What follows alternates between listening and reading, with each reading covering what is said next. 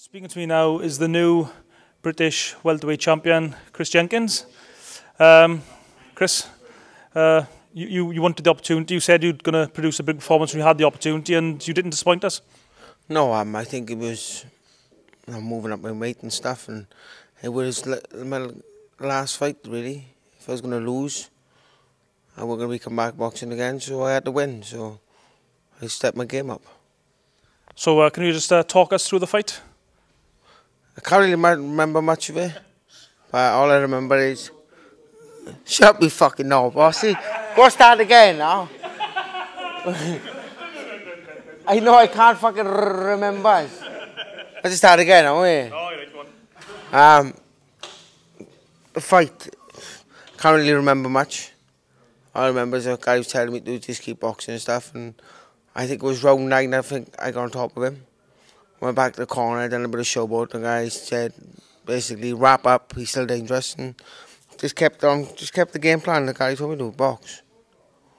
Yeah, you seem to get control of the fight right from the opening round, and you really didn't let the guy off the leash, really. No, I just worked the jab, worked on foot movement, you know, because I'm a good boxer, like, you know, I got good boxing attributes, I got a good jab, a good long, I got good work rate, but you know, I was leaning more towards fighting too much, getting cut. But then this fight, I thought, you know, this could be my last fight, so there's no more going in there trying to bang, bang, bang. You know, just went off the jab, and you know, I was counting him all the time. If he was getting any success, I had to catch him back with 1 or 2 more. So, you know, I felt good. You were a massive underdog going into the fight, 5-1, which was ridiculous odds, really. What was the general feeling in London that night when you were boxing? Were people sort of treating you as the underdog? Were people not expecting much from you? People who didn't know you very well? I don't know. You have to ask him.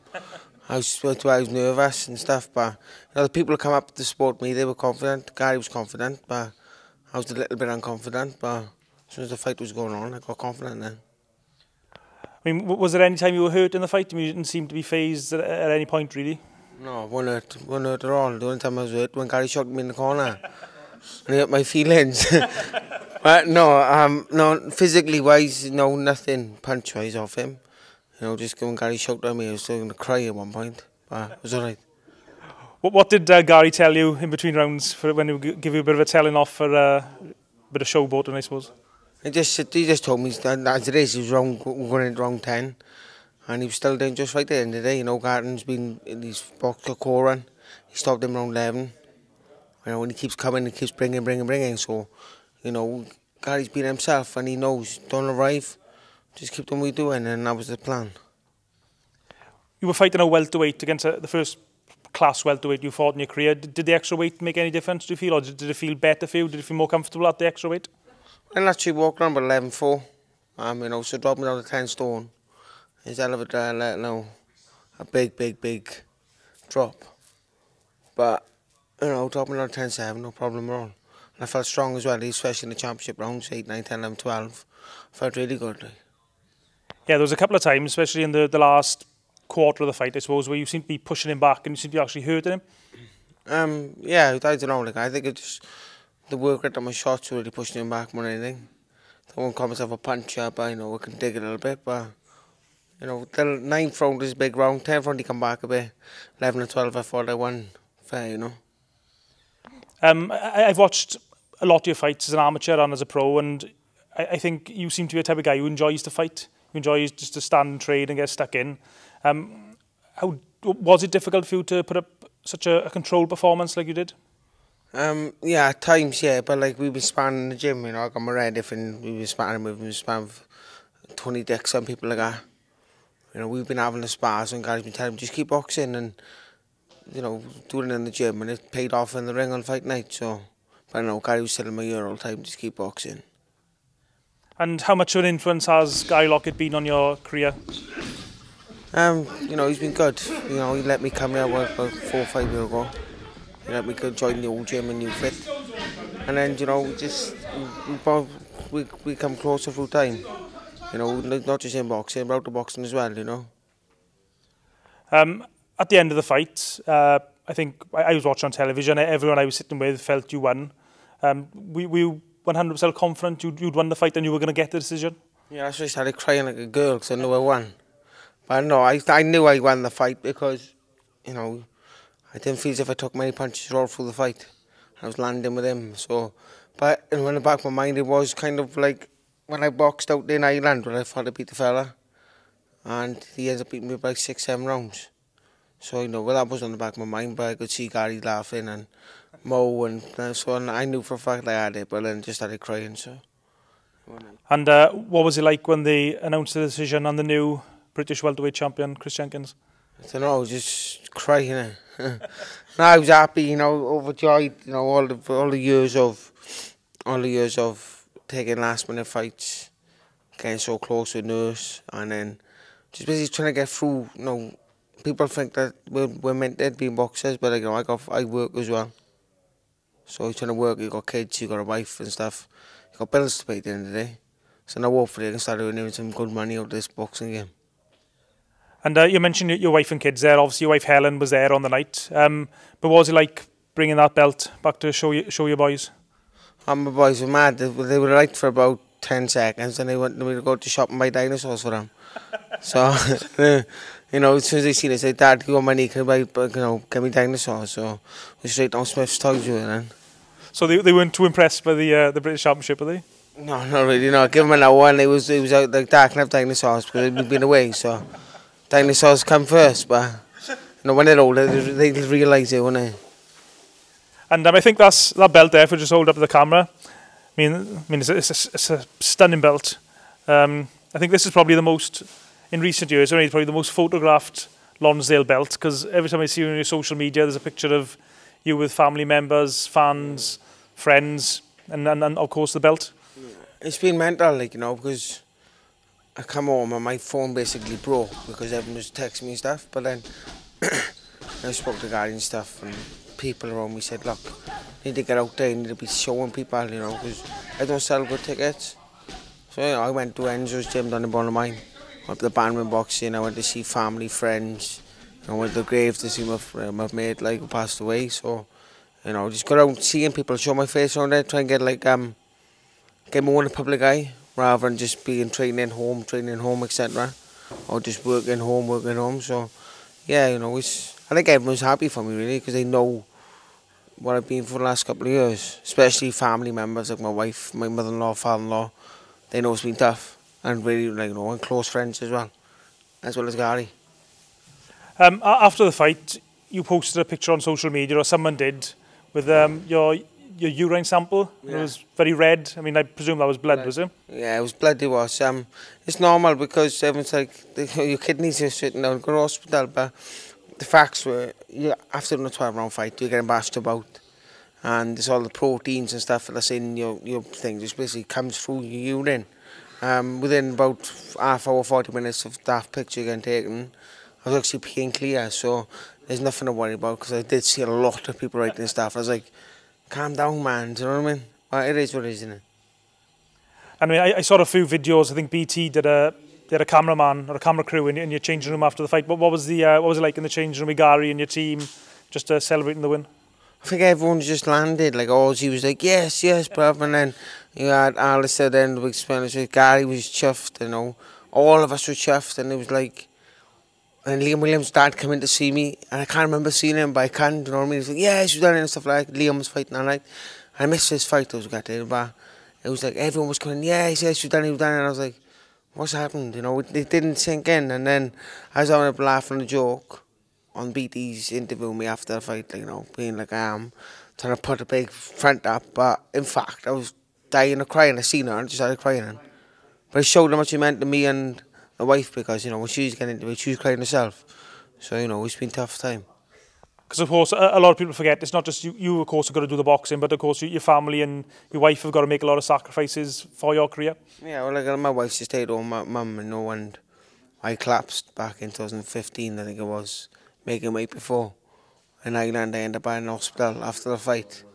And then I ended up getting cut my last 2 big fights, you know, so the wife, she's there to, like, pick up the pieces when the kids, like, oh, what's wrong with daddy and stuff, you know, but my boys are getting used to it a little bit. They're not getting so scared by a little baby, like, who's like looking at me going, what's wrong with your eye and stuff. But, you know, she's a good woman, she's a good mum. And that's all I need is for her to be looking after the kids, and hopefully one day I can make enough money to pay her back. So you finally got the British title. When's your next fight? When are you going to be defending it? Or are you looking at other things, other options? No, we've got a mandatory defence. It's got to be done by the end of May. But I done my hand in the fight, and I've been trying to punch now, and it's still sore. So I'm gonna have to go and see a specialist now, try and get it sorted. But you know, Liam Taylor is 20-1. I don't really see much of him. He's from Lancashire, I think. I'm not sure, but you know, it's a fight I got to take. You know, I'm the champion, and everyone wants to try and get a bit of this, but I've got to train hard, keep training like I did for the last fight, and then just keep defending it. Was this fight? Were you aware that this fight would have to be a next one if you won the title? Was that a fight you were aware that was going to take place? I seen an interview somewhere regarding it between me and Garton's fight, saying that he was fighting the winner or someone was fighting the winner. But at the time, because I was such in headpace where I had to concentrate on Garton, I didn't really take no notice of it. But then after the fight, then there are people obviously writing on Twitter and stuff, and social media putting their 10 minutes in saying that I want to fight. But then I seen that he was mandated for Liam Taylor, so rightfully so. He's earned his opportunity, and it's about time you give the chances to people who deserve it. So are there any, when obviously not looking past this fight, but after this fight is out the way, are there any particular fights you'd like to take, or fights you'd like to make, defending that belt or going for bigger titles? I'll be honest with you, I don't think I'm world title level. I'll tell you as it is, they're not going to bullshit anyone. British title, if I get a chance for European, why not, But I want to win this outright and keep it in my family for the rest of the time. These fighters like Conor Benn has mentioned that he liked to fight for the British. He's a big name. I mean, he's probably maybe his accomplishments in the ring, perhaps he doesn't deserve the shot, but would that be a fight you'd be looking at taking if possible? I'll be honest with you, people can call me out never, but it's all to do with my manager, Mo Pryor, and Guy Lockett, my coach. Anyone can call me out, but it comes down to who deserves the shot, and obviously financially as well. You mentioned Mo Pryor there. What influence has he had on your career the last couple of years? Well, he signed, Gary got me involved in signed with him. I think Zach was signed him at the time, and then he signed me up, and he just kept me going, kept me busy on these small little shows, boxing in Essex, boxing Newport Neon, and he said he promised you, and he delivered. He delivered, and I think I'm his first British champion as well. But he's got a good few boys, I think, as well. So it's only a matter of time. And another thing, I mean, people might not be aware of this watching this interview. We're in Cardiff, and we're in a Cardiff boxing gym. There's quite a few Cardiff City supporters here, and you've got a Swansea City shirt on. Jack Army, innit? Jack's, innit? No, I was down in Liberty yesterday with Sash. Me and Jay Harris down having some photos done. I know they welcomed us there. I am a Jack. I'm a Valley Jack. I'm from a little village called Revowd, up by Strigan Lice.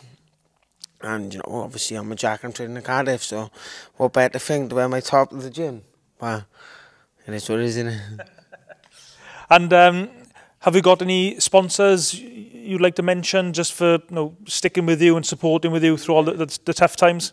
I got number one home improvement. They're the ones been with me since 2012, and they've helped me financially, kit-wise, and it's everything really. Adrian Williams is number one.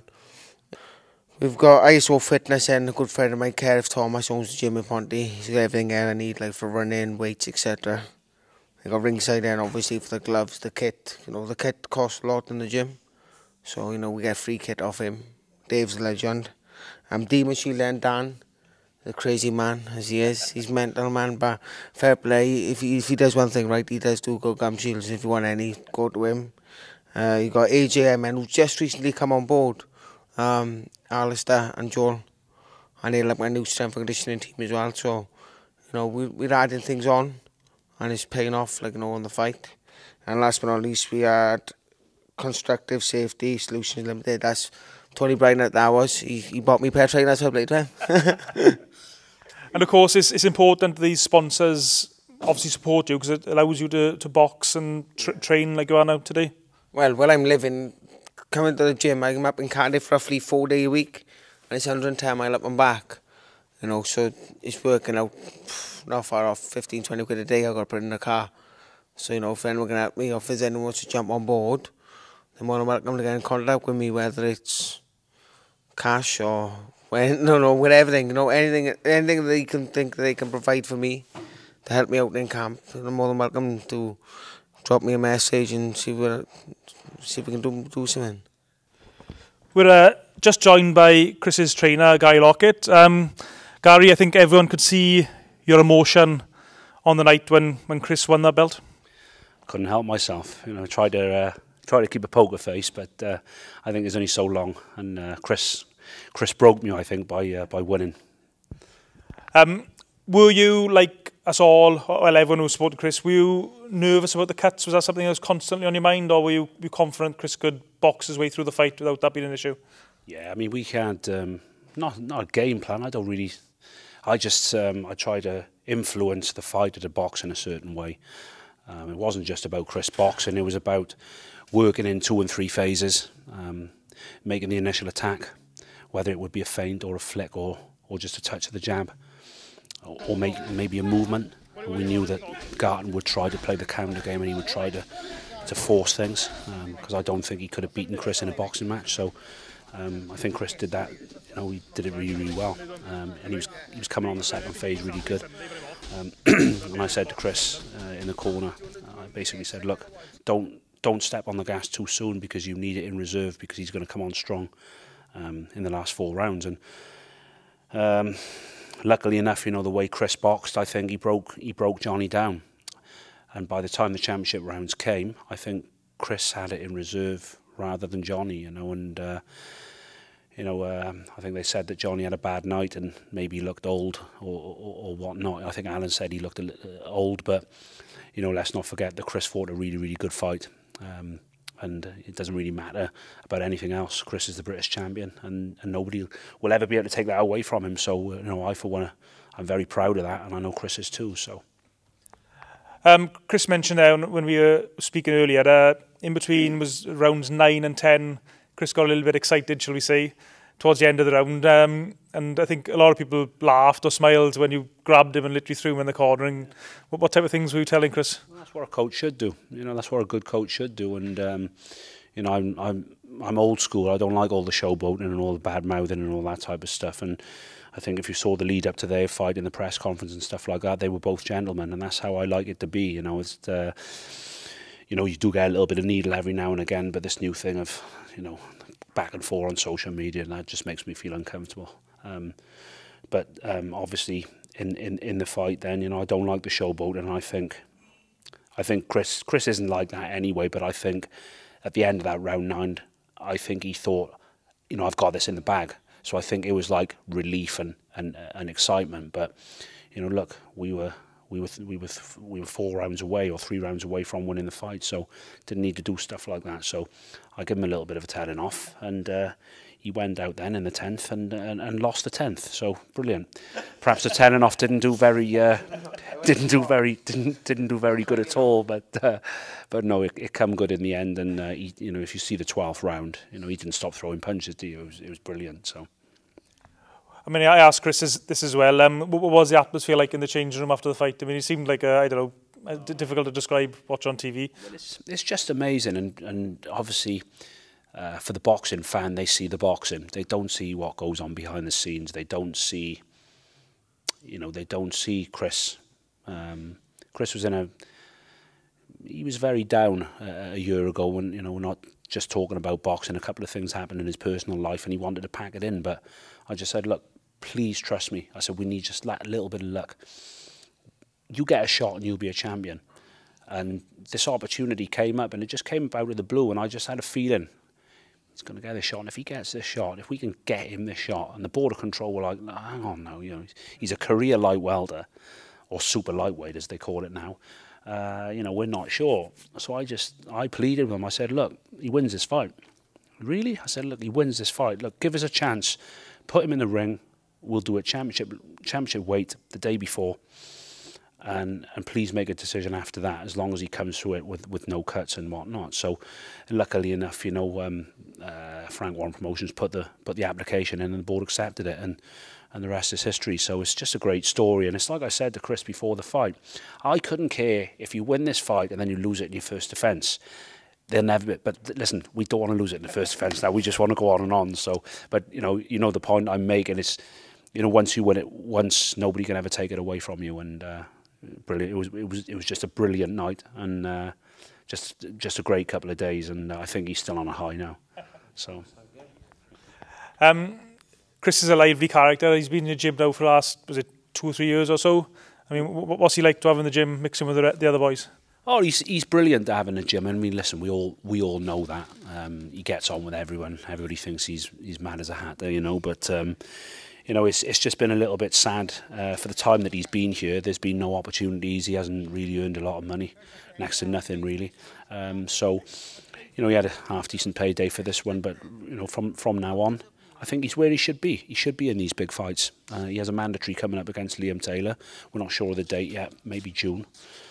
So, you know, it's finally good to have him in the gym, and he's also to keep his strength and conditioning going. He's doing little bits of work, whereas all the other times he's having to rush off to fly back home to do a little bit of work. So it's nice to have him in the gym, being happy in the position that he is, and it's great. And final word to you, Chris. Just sum up for us what winning the British title means to you. I don't know, it's mental. It's like, not just from the last tough years we've had in here with my fights with Gary and stuff, but also from when I first walked in the ring at 12-year-old. You know, everything, all the sacrifice for all my life and stuff. But mainly it's for the kids and stuff, you know. It is for myself, obviously, but it's something for my kids and my wife and stuff. That's what I do it for. Cheers, Chris. Cheers, Gary, and all the best for the future, and hopefully catch up for another interview very soon.